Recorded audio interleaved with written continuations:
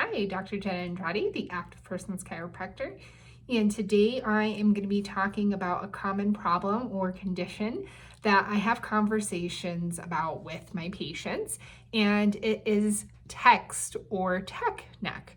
So it is talking about the position of the neck when people are utilizing devices. So cell phones, tablets, those types of things. And a lot of times people are looking down at them and they're causing a lot of strain and stress onto the neck and upper back and shoulders. So I'm going to kind of demonstrate what that looks like. So this is people down looking like this. And what they really should be doing is they bring that device up to them, so holding it up and gazing down rather than bringing their whole head down to look at the device.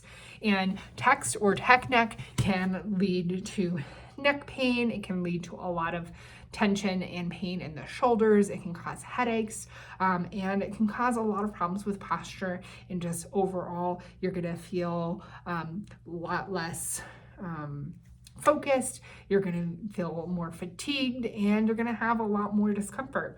So that's just a simple thing you can do, is kind of bringing that up and gazing down, or even setting it somewhere.